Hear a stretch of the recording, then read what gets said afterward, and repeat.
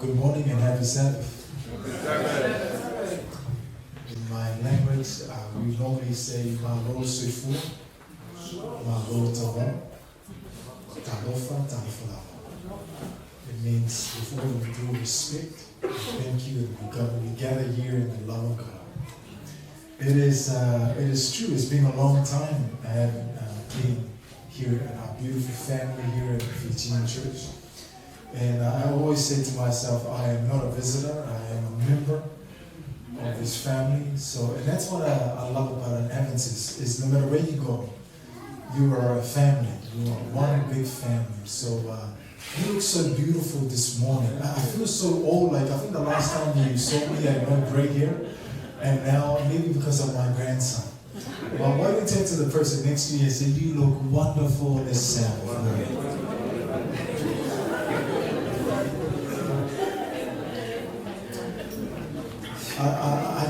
I cannot move on for today. I just want to say, fathers in the house, to those who are older than me, I think I've been in the Seventh-day Adventist Church now for how many years now, honey? I think going to 11 years, so I'm still new in the faith. But I just want to say, just to pause, and just want to say thank you to those who have been running the race longer. Everywhere I go in the church today, it is sad that the church has been shaken somehow. Members have left, young people have left. Young people have gone through their own journey, I believe. But those who have stayed in the boat, no matter how difficult.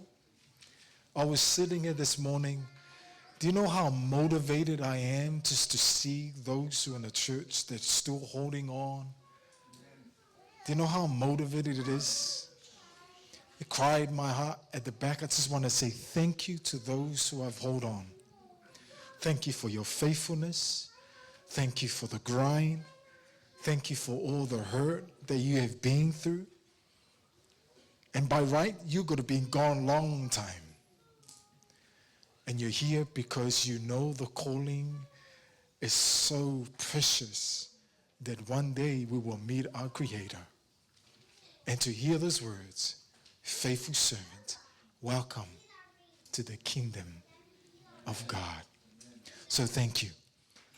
Thank you. It's motivating to be here. I just want to share a little bit of something that me and my wife have been doing for all these years now in our community here at Logan and in our own little ministry. When I first came into the church, my dad, I grew up in some of you guys have heard this before, I grew up in the Methodist church. I am the only Adventist in my family. My dad, he's a retired Methodist pastor. He's been pastor for almost 45 years now. He's retired now. And when I came into the church, it was through my wife. She was Adventist. And I could not, she was sharing to be, we went together. I dragged her out of the church. We went out to the clubs. We went out to do all the worldly things. And when I came back into the church, I didn't come back into the Adventist church. I went into the Pentecostal. So my wife we went together, and she started sharing about, somehow she started reading the book of Daniel and Revelation. Then she started sharing the things that she learned in Sabbath school and Pathfinders about the beasts. So she was sharing to me about these beasts in Revelation. And I'm like, excuse the language. I said, what the hell are you talking about? Because being a Methodist, you don't hear beast, you don't hear that stuff. You don't touch the book of Revelation. You don't touch the book of Daniel. So when she was sharing about the mark of the beast, I'm like, every morning in the weekend, I think every day, 6 o'clock in the morning, now you don't wake us up morning at Saturday at 6 o'clock in the morning. Like, let me sleep. But every day she would wake me up and say, look, it's a burden like in my heart that God wants me to share to you about the Sabbath. I'm like, you are the only idiots in the world today that worship on the Sabbath. Everyone else worship on the Sunday. So she never gives up. She's just sharing and sharing. Then I said, God, help me to study the Bible to keep her mouth shut. So I said, okay, well, how can I do? I remember she has an auntie You know, being an islander, every time someone comes from overseas, they normally come with food, right? This auntie, she doesn't come with food. She comes with these books and these DVDs. So every time I get it, I say, thank you, auntie, and I put it in the garage. And then I said, wait a minute. In order for me to know to shut her up, I need to know what she knows. I need to get into her mind. What are her beliefs? And then I dawned on me, I remember, those DVDs in the garage. Maybe I'll start there. I came into the first DVD. Now, roughly about 10 o'clock at night, she doesn't know, because I don't want her to win that I'm reading the Bible and studying her beliefs. So I'll wait for her to go to sleep. And then I went to the garage and dig out these DVDs. And there's a man by the name of Kenneth Cox. Old school preacher, huh? He will give it to you straight. I put in the DVD, Kenneth Cox, and it blew my mind. So it's talking about the Sabbath. It's like, no way, there can't be. And he opened the word with me. I went into the Bible. I was like, how can I miss it? So here's me trying to prove her wrong. The Bible was speaking to me. I did this for 1 year without her knowing. Now, our pastor, during that time, to cut the story short, during this time, I was under the Hillsong banner. We were a branch from a Hillsong. And during this time, our pastor they were leading us to become a youth pastors for the youth. But he found out that we will be going, because she said to me, honey, I want to go to a Sabbath church. I said, okay, honey, let's make you happy and make me happy. Let's do both. What do we on a Sabbath? We go to your Sabbath. On a Sunday, you go to my Sabbath. Is that a good deal? It's just like, okay, that's a good deal. Our pastor heard that we were doing this. Then he said, hey, we're going to do a Sabbath, not a Sabbath, we're going to do a Bible study on doctrines started next Wednesday, because he knew that we were going to a Seventh-day Adventist. The first church we studied was a Seventh-day Adventist. But you know what they do? They go to the internet and print out all the negative stuff about Adventists, but the disappointment, right? And then said, hey, boom. For 1 year, I said, God, there's one comment he said, there's nothing in the Bible that can prove that the Saturday is the Sabbath. I'm like, yes, you can. I didn't say out loud, but in my mind, I was like, for 1 year, I've been digging it. It says in the Word. We came home that night. My wife, she said, honey, I'm leaving the Sunday church with or without, even if it costs us for separation of our marriage. I said, honey, I'm coming with you. She cried. Anyway, I came. Before I came, I was into sports. I was really into sports. I'm really good at doing sports. This is before I came into an Adventist. And then she started sharing to me about these books, about this Ellen White lady. And I'm like, okay, I want to dig into her writing. So one book I came with was a health message, and I became a vegan for 1 year. I was playing sport. I said, look, I'm going to test her writing for 1 year, see what happens. My defense level playing rugby union, my reading of the game, my recover was quick. Normally after a game, I come home, recover. Normally it takes about a week to recover the body. I did this for 1 year. I recover quick, only 1 day. Her books. Today, the books that we use in her writings about the health that we have, there was one statement she said, 19 of a disease that happens to us, it comes from the power of the full life, mental health. This is what we've been doing in the Logan City Council for going now to 6 years. Is her book relevant? Absolutely. Let me say that again. Is her writings relevant to 2026? Absolutely. I'm not saying it because what I hear. I'm saying it because it's proof. If it's working in the community, what makes you think that that's not relevant? If it's working in the community with a lot of heathen that don't know about God, and people are like, where do you get this stuff? I said, there is a book I use. It's called Desire of Ages. You want it? I'm not saying that the Bible is not important. I use the principles of the Bible and spiritual prophecy to teach mental health. And you see the hope in people's face. They were like, wow, there is hope. I say, absolutely there is hope. God is good. I say, God is good all the time. Well, if you have your Bibles, I promise I'm not going to keep you too long. Hopefully about 20 minutes we're done so we can go and eat. Is that a good deal? If you have your Bibles, if you go with me to the book of Corinthians, I don't know if it's 1 Corinthians, chapter 3, and look at verse 3.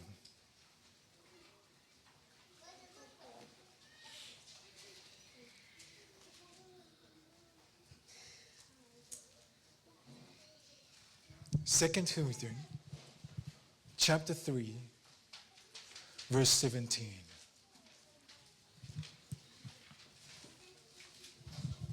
If you're there, let me know by saying, I got it. The Bible says, now the Lord is the what, everybody? Now the Lord is the Spirit. And where the Spirit of the Lord is, there is what? Let me read it again. I think you're cold. Let me warm you up. Now the Lord is the Spirit. And where the Spirit of the Lord is, there is what? Freedom. Stay with the context. No Spirit, no freedom. No freedom is not a safe place. Let me say it again. No Spirit, there is no freedom. No freedom, it becomes an unsafe place. In order for that place to be a safe place, you need freedom. But you cannot have freedom if you remove the Spirit. Because in the last days that we're living in, there's another spirit that is going to overtake and try to override freedom. It's a spirit of control. For a few moments, I want to talk to you about losing me. Turn to your neighbor and say, losing me. Now that neighbor never responds back to you. Maybe they're hungry. Turn to your other neighbor and say, neighbor, you're losing me. Let's pray. Father, have your way. Amen. There was a young woman. Let me just talk to those guys outside. Maybe they will listen to the sermon. There was a young woman who used to say, I used to look at the mirror and I used to know who I'm looking at. But over time, I started changing the way I look. I started changing the way I talk. I started changing how I act. I even started changing the way I dress because of people's opinion. Isn't it funny in the island culture, there's always an opinion. Correct? I'll say amen for you. Amen.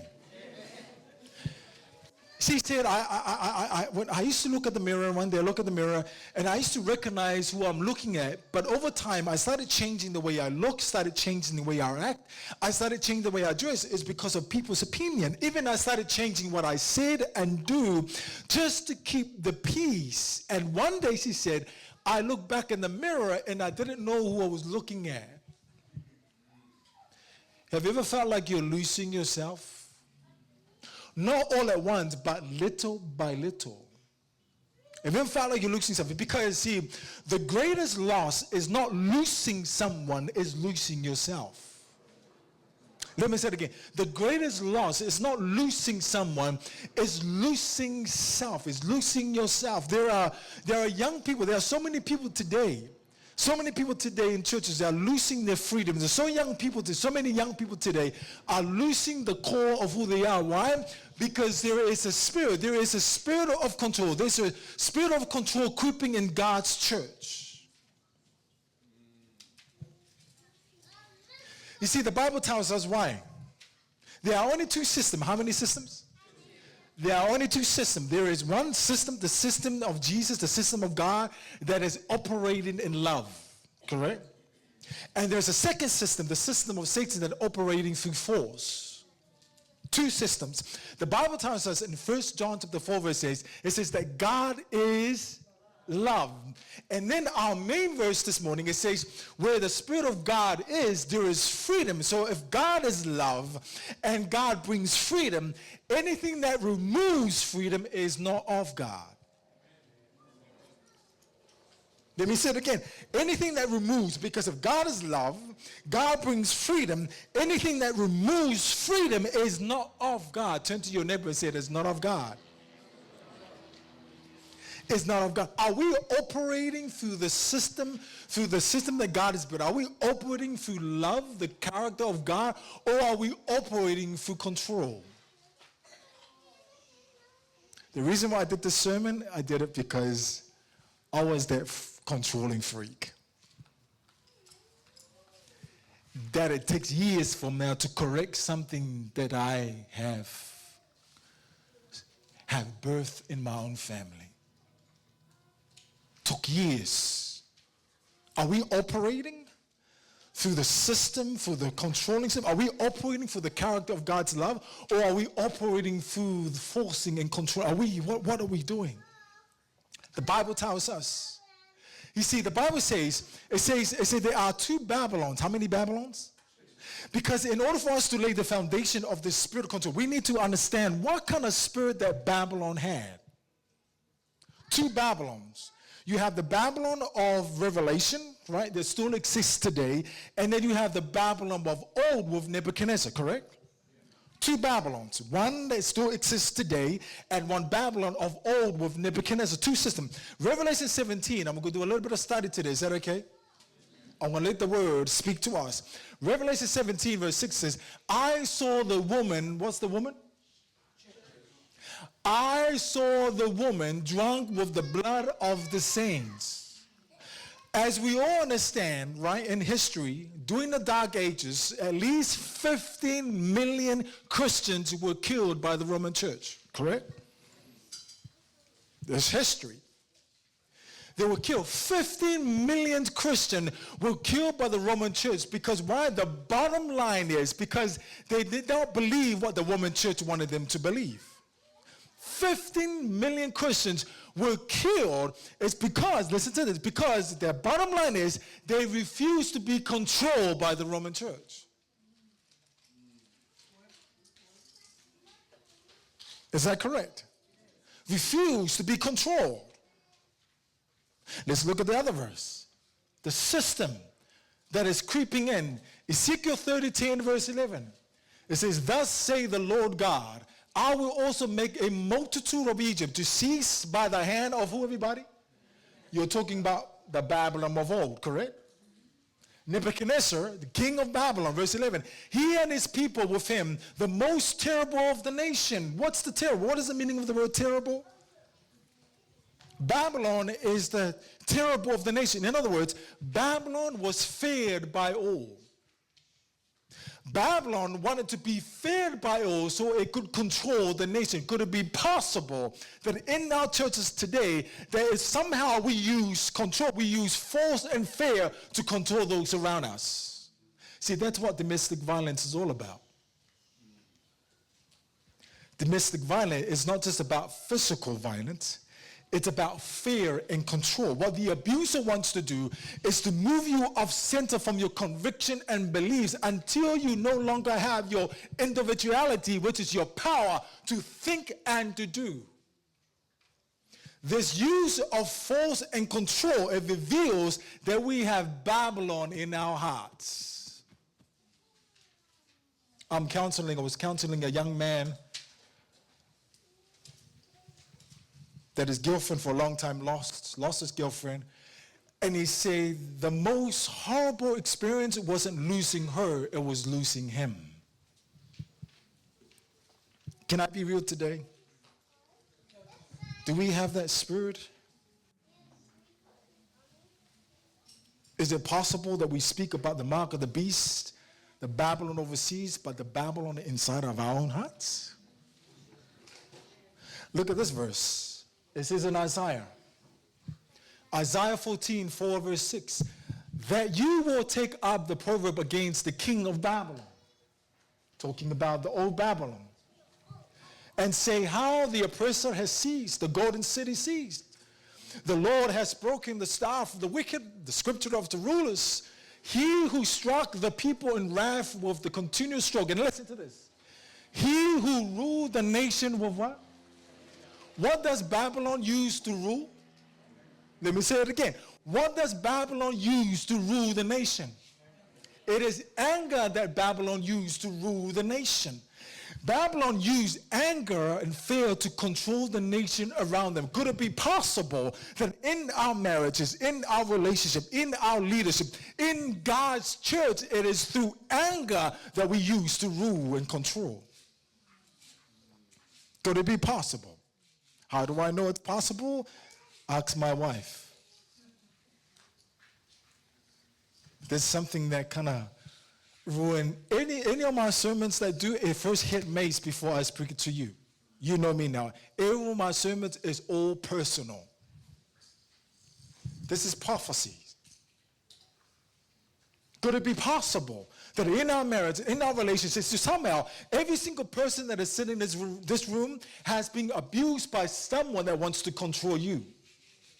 But not only that, every single one that is sitting in this room right here has abused others, we wanted them to control them and do what we wanted them to do. See, anytime we get upset with someone, it's because we want things to do our way. Anytime that we get upset in business meetings and board meetings and whatever meetings we have with our family meetings, when we don't get people to do things our ways, we get upset. Is it possible? And this is happening in the spirit. And the reason why I'm talking is because I've been to so many churches, and this is the spirit in the end times. In the end times, this is going to rise. It's going to get worse and worse and worse. The spirit of control. You see, the greatest enemy is not the beast living in Rome. The greatest enemy is the beast that's living inside of our hearts. Could it be possible that we have the spirit of Babylon? Let me say it straight. The church is not Babylon, but we could have the spirit of Babylon. Could it be possible? The spirit of Babylon, ruled with fear and ruled with anger, just to get a point across. It's going to get worse and worse and worse. Is that correct? In the times, let me go. Can I go a little bit deeper? I'm almost done. Let's look at the mark of the beast. If you have your book, go with me to the book of Revelation 13, verse 11. If you don't have it, I'm going to look on the screen. Let's look at the mark of the beast. To go a little bit deeper, because we want to identify this spirit, because we can be blind. We can be blind. We can move on with things that God is calling us, but not knowing that we have this spirit in us. Revelation 13, verse 11. Then I saw another beast coming out of the earth, and he had horns like a lamb and spoke like a what? One of the main characteristics of this lamb-like beast is that he speaks like a what? So he looks like, outside looks like, but he speaks like. Now look with me to the book of Matthew. Keep that in mind. He looks like a lamb, but he speaks like a dragon. Matthew 12, verse 34. For out of the abundance of the heart, the mouth what? Now, connect the two. Let me break it down for you. Anything that comes out of a person's mouth first hits anything that comes out of our mouth has to come from our heart, correct? See, Revelation 17, listen again. Revelation 12, 13, it says, now when the dragon saw, see, this nation of Revelation 13 has the heart of a dragon. Let me say it again. This nation in Revelation 13 has a heart of the dragon. The question is, what is the heart of the dragon? Well, it says here, Revelation 12, 13. Now when the dragon saw that he had been cast to the earth, he what? So before he persecuted, what was in the heart? The heart of the dragon is to persecute. Why? Because persecution is used as a means to control those around them. Could it be possible that we have this spirit in us? We may not persecute it with knives, we may not persecute it with guns, but we can persecute it with our thoughts and our feelings and our minds and what we say to our neighbor. Could it correct? Could it be possible? I know you don't have it here in Fiji church. I know you don't have it here. I know where other churches have, but I know you don't. It's all good here. But could it be possible? Could it be possible that we have this persecution? Could it be possible? See, the heart of the dragon is to control. See, Revelation 13 is talking about United States of America, but let me go a little bit deeper. It's also talking about me and you. It was prophesied in the end times that people will use the spirit of Babylon with control to control those around us in the end times. I remember when I was watching TV, yes, the preacher does watch TV. I was just flipping through the channels and I was listening, I was just flipping, and then it dawned on me that every time I press the button, the remote, the TV responds immediately. Then I said, sometimes we treat people like that. Sorry, Sonny. Sometimes we treat people like that. If I say this, they will react. If I withdraw, they will come back. And then we have the nerves to guilt trip them and say, oh, well, we're only doing it for your own salvation. Well, the devil is a liar. Because if you remove freedom, it's not of God. There's no love in it. Could it be possible? Could it be possible that the end times that we're living in, could it be possible? See, receiving the mark of the beast is not something that's going to happen immediately. No. Receiving the mark of the beast is not something that you're going to get it in the flash. No. You're going to receive it because you've gotten so used to being controlled by others that you lose the power to think. And to Ellen White said, when you control someone so much, she said, you will lose the ability to think and to act for yourself. Could it be possible? Receiving the mark of the beast is something that's not going to happen just like that. It's going to happen. Why? Because we've gotten so used of the spirit of control in our own lives. Well, when the national law comes in, it's going to be naturally for us to yield to it. Why? Because we have no power to think and to act for ourselves. That's why I said, I always say to my little family, Sister White said, it's better to make a wrong choice than not making a choice at all. Now that's tough because as a preacher in my own family, I want my son to make the right choice. So therefore, I'm going to force him to make the right choices. But here's she said, when you do that, they're going to more likely to have no power to think for themselves. I've got a grandson. And this cute little baby. But before he came into this world, I went through hell. Because as you understand, when you do ministry, when something happens to your family, the shame comes in, how dare you stand up there and preach the word of God and things that happen to your own family. And now I say to people, it's none of your business. That's between me and God. But I went through hell. The expectation of what people is going to say. The people said, oh man, this is no support system. Like, how can you allow this to happen in your own family? And everything is, when this little girl came in my life, I started seeing my son changing responsibility. Now, I feel sorry for my son. He's still young, right? But he's got to get up, change the nappies, do the bottles for baby. I say, son, welcome to the fatherhood. Somehow God is using this experience to teach him something. I had to allow my son to make that choice. Did it hurt? Absolutely. Today? Absolutely. But I always remember what the prophet said. It's better for them to make a choice than not making a choice at all. Because along the way, they're going to start learning to make these choices. So you can imagine When you have that free will of power of making the choices for your own, when the national law comes in, you're like, no. You will have the power. Not from you, but God, the Holy Spirit gives you, of course. But God said, I cannot force you to make the choice unless you learn how to make a choice. Because we serve a God that doesn't force. Amen, somebody. I said, we serve a God that doesn't force.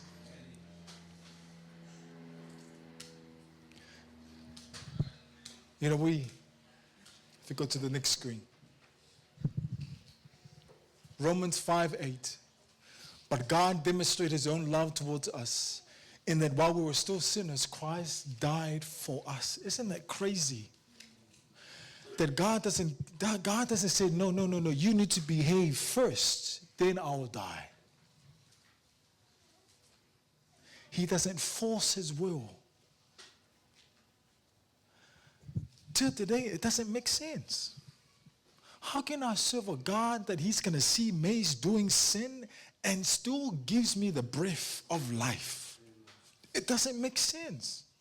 How can this great God who has all the principle, who has all the stuff that he's giving to us to walk by, but he still gives me the moment to say, look, I know you're going to go that way. I know. I'm not asking you to behave first, because here's the thing.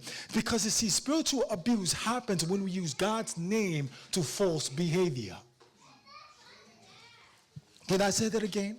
Spiritual abuse happens in the church when we use God's name in vain to force behavior and obedience. Obedience only comes when we experience the goodness of God. Can somebody say amen? See, I'm so glad that, God doesn't use force and control, but he draws. Do you know the difference between forcing and draws? See, I serve a God because Jeremiah tells me so. See, the way God draws, he doesn't draw with forceful text. He draws with his everlasting love. Can the church say amen? I believe I'm so excited that I serve a God that he initiates first in order for me to come to him. All the principle that we learn as Adventists is important. It's key. It's gold. It's gold nugget. We hold on to it.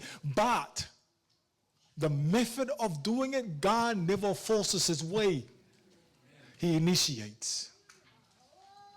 That is against the spirit of Babylon. It's against the spirit of Babylon. In the end days, the spirit of control is going to get worse. How do we know? Revelation 13, 16, 17 tells us that one day you and I will not be able to buy or sell unless we yield to their control.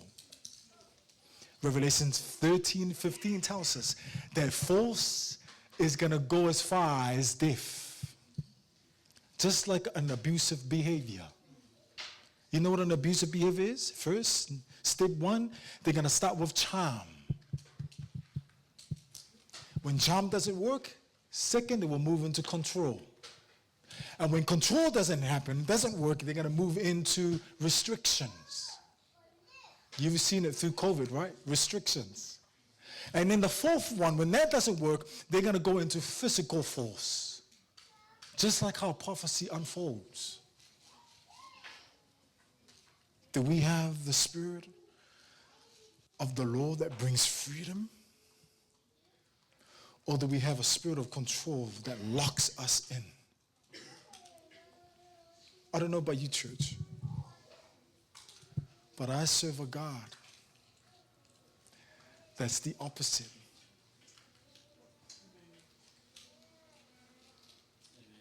I'm so glad I'm not a robot. Sometimes I like to do that to my son. Sometimes I like to think, son, I hope you're a robot. I wish you're a robot so I can control you. But I'm so glad that we serve a God that he created us with a free will. And out of that free will, God wants you, that free will, I want you to choose my principles.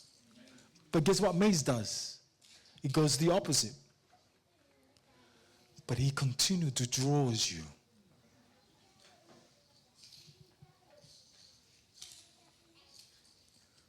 Every day I wake up in the morning, I can hear the birds. Isn't that crazy? Just hearing the sound of the birds, your stress level just drops? I know the kids don't understand because they wake up in the morning, have breakfast, go to school, have fun, come home, everything is done. But as a parent, it's different. The world that we live in, there's pressure. Pay the bills, do the mortgage, pay the car, all the little. But when you wake up in the morning, there's sense of peace when you drive to work and you just hear, isn't that crazy? In the midst of the loud voice, or the loud noise around us, you can still hear a bird crying. And then crying, you're driving, and it quiets your heart. Wow. God still draws me with his goodness. If God can make a bird cry and sing happily, how valuable we are. I want to share a last quote with you. Go one more. The last one. Desire of Ages, page 22. Say, the earth was dark through misapprehension of God, that the gloomy shadows might be lightened, that the world might be brought back to God. Satan's deceptive power was to be broken. Do you know how powerful Satan is now? She said, it has to be broken. How? Now listen. This could not be done by what, everybody? This was written many years ago. Is it relevant today? This could not be done by force. The exercise of force is contrary to the principle of God's government. You and I belong to a government that gives you free will. Even God knows that you're going to go the opposite. I read something in the Spirit of Prophecy. It says, while you and I go to heaven, enjoy eternal life, amen? We're going to walk the street of gold, amen? We're going to be flying from planet to planet to share our testimony because those planets never sin. While you and I enjoy everlasting happily, guess who suffer for all of eternity? God does. Why? Because of those he could not save. That's the government that you and I belong to. He suffers while you and I enjoy for all of eternity, live happily for all of eternity, no more pain, no more sorrow, no more struggle, no more grind, no more tears, no more death, all of eternity, but he suffers for those he could not save. That's the government that you and I belong to. Then it says here, he desires only the service of love. And love cannot be commanded. It cannot be won by force or authority. Then it says, only by love is love awakened. To know God